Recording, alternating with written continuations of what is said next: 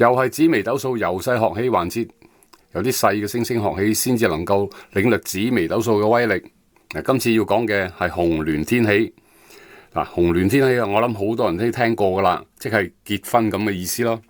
但係就唔可以將呢個意思隨便擺入紫微斗數命本噶。如果要睇結婚，除咗要睇原本嘅紅鸞，仲要參考流年嘅紅鸞星噶。如果紅鸞或者天喜喺自己嘅命宮，咁性格梗係會好主動啦，中意熱鬧。如果喺父母宮呢，父母外貌就會好吸引嘅。如果係福德宮，個人就會到處都受歡迎。如果喺田宅宮，住嘅地方就會好方便咁。如果喺交友宮，就會好活躍嘅交友圈。